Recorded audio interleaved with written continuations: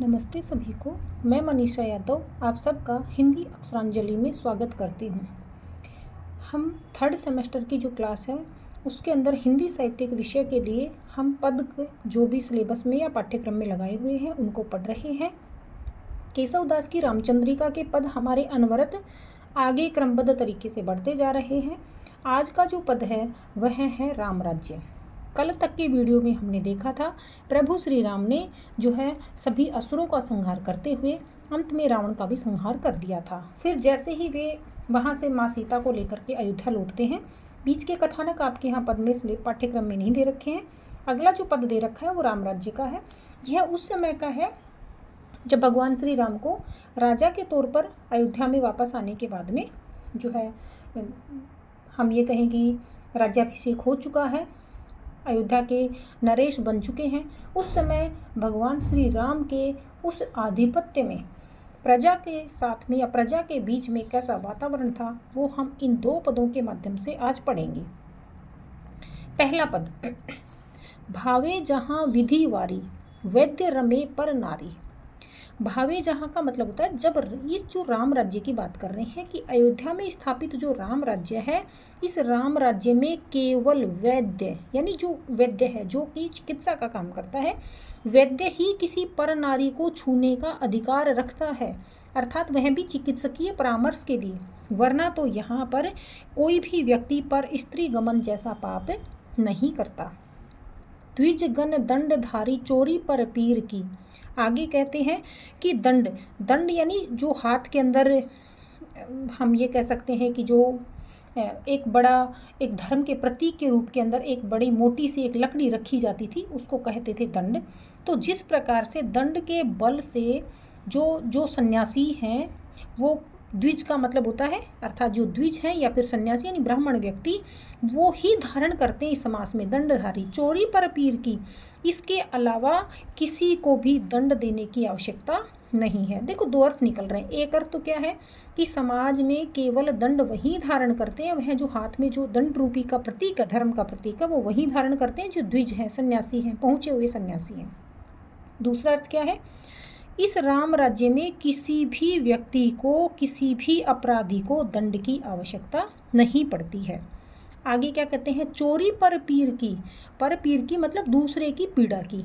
इस राम राज्य में चोरी होती है लेकिन वह केवल और केवल पर पीर की होती है, दूसरे के दुख की चोरी होती है। दूसरे को अगर हम दुखी देखते हैं तो उसकी पीड़ा को दूर करते हैं। धन संपत्ति की यहाँ पर भी कोई भी चोरी नहीं होती। आगे कहते हैं, मानिनीन ही के मन मानियत मान भंग। मानिनी का मतलब होता है वह स्त्री जो कि नाराज हो जाती है, रूठ जाती है, मान लेकर के बैठ जाती है। तो यहाँ पर मान भंग केवल उसी स्त्री का होता है जो मान अपने पति से करके बैठती है। उसके अलावा इस समाज में किसी भी व्यक्ति का किसी भी प्रकार का मान भंग नहीं होता, अर्थात किसी भी व्यक्ति का अपमान नहीं होता है। सिंधु ही उलपी जाति कीर्ति शरीर की। आगे कहते हैं कवि क्या कह रहे हैं कि जो जाति प्रथा है मतलब किसी का भी जो है यहाँ पर मान जो है वो खत्म हो जाता है, अर्थात किसी भी व्यक्ति का अपमान नहीं होता है। जाति प्रथा यहाँ पर पूरे तरीके से नष्ट हो चुकी है। आगे कहते हैं, सिंधु ही उलपी जाति, ये वही जाति जो समाज के अंदर जातियाँ आज हमें दिखाई देती हैं कि केवल जाति दिखती है उस समाज में, लेकिन किसकी दिखती है, केवल शरीर और कीर्ति के पुराने अर्थ के रूप में दिखाई देती है। यानी कीर्ति यानी प्रसिद्धि के रूप में और शरीर के रूप में हमें जाति दिखाई देती है, अर्थात कि कोई बाल्यावस्था में है, कोई प्रौढ़ावस्था में है, कोई वृद्धावस्था में है, इस तरीके से यश के रूप में दिखाई देती है। समाज में किसी भी प्रकार का कोई भी क्या नहीं है, यानी या तो हमें जाति किसकी दिखती है, कीर्ति की, या किसकी दिखती है, शरीर की। बाकी समाज में किसी भी प्रकार का कोई जातिगत भेदभाव नहीं है। आगे क्या कहते हैं, मूले तो अधोगतिन पावत है केशवदास कवि कहते हैं इस राम राज्य में कोई भी व्यक्ति अधोगति यानी पतन की तरफ नहीं जा रहा है। अगर कोई भी इस संसार में राम राज्य में उस परिधि में उस सीमा क्षेत्र में जहाँ पर प्रभु श्री राम का राज्य है वहाँ पर अधोगति या पतन होता है, लेकिन केवल वृक्षों की जड़ का। क्यों? मूले तो क्योंकि वो जो जड़ है वो पृथ्वी में गहराई तक पानी को संग्रह करने के लिए या पानी अपने आप को जीवित रखने के लिए जड़ें नीचे जा रही हैं। बाकी मनुष्य का यहाँ पर किसी भी प्रकार का कोई नैतिक पतन नहीं है। यानी यहाँ राम राज्य में निवास करने वाले जो व्यक्ति हैं उनमें कोई भी अधोगति की ओर नहीं बढ़ रहा है। मीचू हासो है वियोग इच्छा गंगा नीर की। आगे क्या कहते हैं कवि कि मृत्यु, मीचू का मतलब होता है मृत्यु। मृत्यु के समय केवल व्यक्ति की एक ही इच्छा होती है, गंगा नीर, गंगा नदी का जल पीने की ही इच्छा होती है। अपनों से वियोग तो केवल शरीर छोड़ते समय ही महसूस होता है। उसके बाद में किसी भी प्रकार का व्यक्ति के उस मानस पटल पर किसी भी प्रकार का दुख दिखाई नहीं देता कि मेरी मृत्यु हो रही है। अर्थात मृत्यु से भी कोई दुखी नहीं है कि मृत्यु से कोई डर रहा है, नहीं। मरते टाइम भी उन सब की एक इच्छा है कि हम गंगा का जल पी करके और अपने उस जीवन भर के कर्मों को हम एक परिणति तक पहुँचाएं। बंध्यावास नानी जानो विधवा सवा टिकाई। आगे क्या कहते हैं कि केवल गंगा का जल की इच्छा ही होती थी, अपनों से वियोग केवल शरीर छोड़ते टाइम होता था। आगे कह रहे बंध्या, बंध्या का मतलब होता है बांझ। बांझ यहाँ पर केवल एक ही है। बांझ का मतलब जिसमें उपजाऊपन नहीं है। बांझ केवल लोगों को की वासनाएं बांझ हैं, अर्थात वासनाएं जो है लोगों की इच्छाएं हैं वो बांझ हैं, वो किसी की नहीं बढ़ रही हैं। सभी की इच्छाएं क्या है? शांत हैं। जानो विधवा, विधवा जो है इस संसार में यानी राम राज्य में कोई भी विधवा दिखाई नहीं देगी आपको। विधवा है तो केवल कौन है? वाटिकाएं, केवल वाटिकाएं हैं। जहाँ पर वे वाटिकाएं हैं जहाँ पर किसी भी प्रकार के फूल खिल नहीं रहे हैं, अर्थात यहाँ पर हमें विधवा स्त्री भी दिखाई नहीं देंगी। ऐसी रीति राजनीति राजा रघुवीर की, ऐसी जो है समाज के अंदर राजनीति है वो प्रभु श्री राम की हमें दिखाई देती है। राजा रघुवीर की इस राजनीति में, इस राजपटल में मुझे ये सब परंपराएं दिखाई दे रही है जहाँ पर वैद्य के अलावा कोई परिस्त्री को छू नहीं सकता। दंड केवल ब्राह्मण सन्यासी लोग ही धारण कर रहे हैं, किसी को दंड देने की जरूरत नहीं पड़ती। चोरी परपीर की होती है, धन संपत्ति की नहीं होती। मान भंग होता है यहाँ पर, लेकिन उसी स्त्री का मान भंग होता है जो अपने पति से मान करके रूठ करके बैठ गई है तो पति उसे मनाता है। बाकी यहाँ पर किसी प्रकार का मान भंग नहीं है। जाति यहाँ पर है लेकिन कीर्ति की और शरीर की कीर्ति की जाति यहाँ पर दिखाई देगी। जातिगत किसी भी प्रकार का भेदभाव नहीं है। नीचे पतन की तरफ केवल वृक्ष की जड़ें जा रही है। केशवदास कवि कहते हैं इसके अलावा मानव यहाँ पर किसी भी प्रकार के नैतिक पतन की तरफ नहीं जा रहा है। मृत्यु है, मृत्यु से भी व्यक्ति दुखी नहीं है। मृत्यु के समय वो केवल एक इच्छा रख रहे हैं कि हमारे अंतिम समय में हमें गंगा का नीर या जल पिलाया जाए। यहाँ पर कोई भी बंध्या नहीं है, किसी भी स्त्री, कोई भी स्त्री हमें बंध्या के इस हम ये कहें अभिशाप से युक्त दिखाई नहीं देती। यहाँ पर बंध्या है लेकिन लोगों की वासनाएं बंध्या हैं, अर्थात अब वासनाएं, इच्छाएं, कामनाएं मन के अंदर नहीं पैदा हो रही हैं, जान रही हैं। विधवा तो हैं लेकिन विधवा स्त्रियाँ नहीं है, यहाँ पर वे वाटिकाएं विधवा हैं जहाँ पर अभी तक फूल खिला हुआ नहीं है। इस प्रकार से राजा रघुवीर की उस साम्राज्य में राजनीति की ऐसी परंपरा चल रही थी। अगला पद देखो, लूटिबे के नाते पाप पट्टने तो लूटिय तू।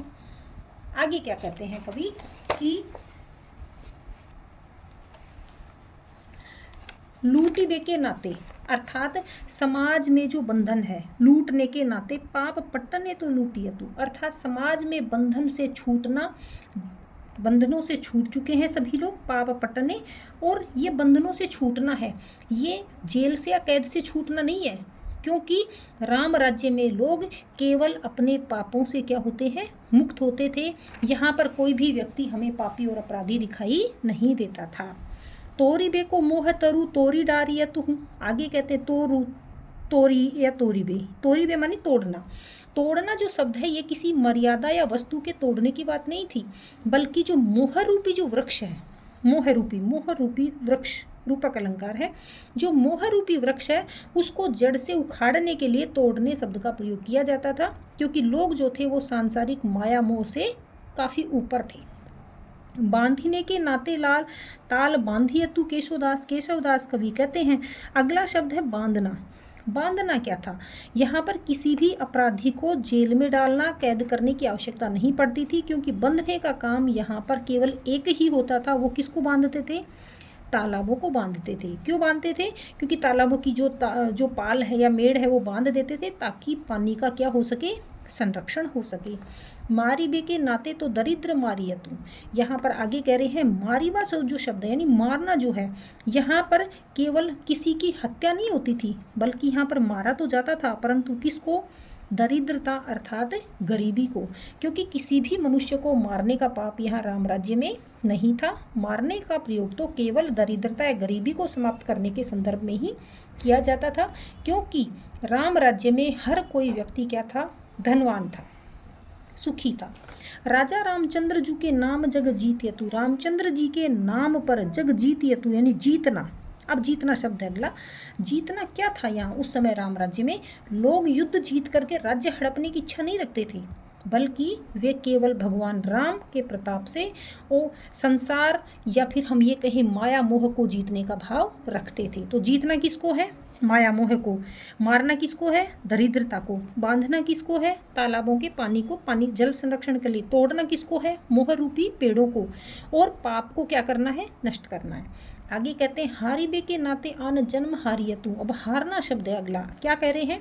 हारने का अर्थ यहाँ पर कोई खेल नहीं है, कोई युद्ध नहीं है जो उसमें हम पराजित हो जाएं, बल्कि यहाँ पर हारने का अर्थ होता था आन जन्म, अगले जन्म के लिए जो है उस चक्र से हार जाना था, क्योंकि यहाँ पर राम राज्य में सभी को मोक्ष की प्राप्ति हो रही थी।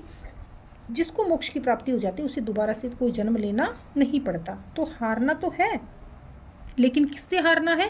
जन्म मरण के उस बंधन से हारना है, मोक्ष की प्राप्ति करनी है।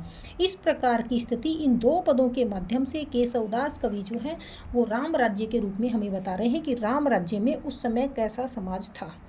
इस पूरे दोनों पदों के अंदर मिलकर के यमक और परिसंख्या अलंकार का प्रयोग किया है। इन दोनों वे अलंकार हैं ये जिनके माध्यम से एक ही पंक्ति दोहरे दोहरे अर्थ प्रकट करती है। राम राज्य में भौतिक सुख के साथ साथ आध्यात्मिक उन्नति का भी वर्णन केशवदास कवि ने किया है। तो आज के लिए इस वीडियो में इतना ही। मिलते हैं अगले वीडियो में। केशवदास कवि के अब आपके केवल दो पद शेष हैं। एक जो बिंदु है वो है तृष्णा और दूसरा है सुखद जीवन। वो जल्द ही नेक्स्ट वीडियो में आपको मिल जाएगा। अगर आपने हमारे चैनल को सब्सक्राइब नहीं किया है तो सब्सक्राइब कीजिए, लाइक कीजिए, दोस्तों तक शेयर कीजिए, ताकि अनवरत रूप से हम इस साहित्य यात्रा को आगे जारी रख सकें और आप सबके इस साहित्य की जो अध्ययन की जो यात्रा है उसमें मैं कुछ सहयोगी बन सकूं। धन्यवाद।